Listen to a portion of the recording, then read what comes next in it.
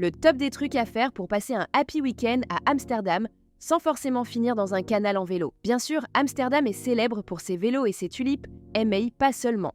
On peut y passer un week-end romantique entre canaux paisibles et façades de cartes postales. On peut y venir entre potes, et spoiler, il y a des tonnes d'activités sans échouer dans un coffee shop en plein milieu de l'après-midi. Si je vous assure. Ne ratez pas l'Amsterdam des cartes postales. Voici les spots obligatoires pour votre Instagram.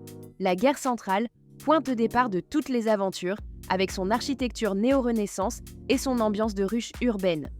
Balade à pied le long des canaux, cliché ? Oui, mais c'est tellement agréable, surtout au coucher du soleil. Le quartier Jordan, ruelles pavées, petites boutiques arty, café cosy, le genre d'endroit où vous pourriez dire « Tiens, je vis ici maintenant ».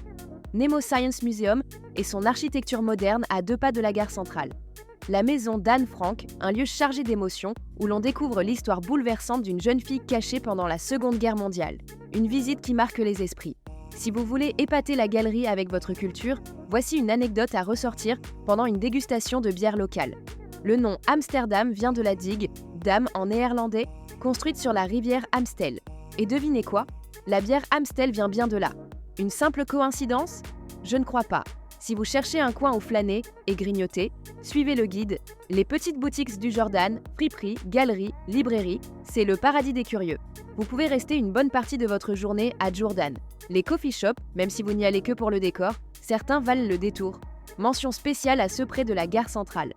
Si vous vous laissez tenter par un space cake, restez raisonnable si vous ne voulez pas être subitement submergé par une folle envie de dormir ou de danser tout nu sur les quais d'Amsterdam.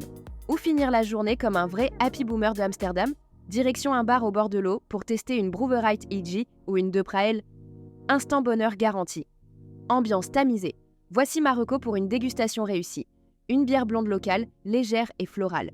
Puis une ambrée plus corsée pour les amateurs de caractère. Et enfin, une triple hollandaise, généreuse et sans compromis. Pour votre seconde journée à Amsterdam, prenez le temps de profiter du moment. Commencez par un café au bord du canal, puis louez un vélo pour goûter à l'art de vivre à la hollandaise. Baladez-vous tranquillement sur les canaux jusqu'au Rijksmuseum, le Louvre néerlandais, Rembrandt, Vermeer et un bâtiment qui en impose.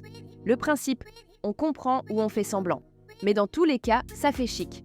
Ensuite, reprenez votre vélo en direction du marché aux fleurs. Une étape incontournable à Amsterdam. Lorsque l'appétit arrive, cap sur Westergas pour un brunch arty, une expo ou un marché vintage. Et pour finir, je vous suggère une dernière balade en vélo au fil de l'eau, histoire de dire au revoir à cette ville qui donne envie de revenir dès qu'on la quitte. Alors, prêt à partir ? Amsterdam vous attend.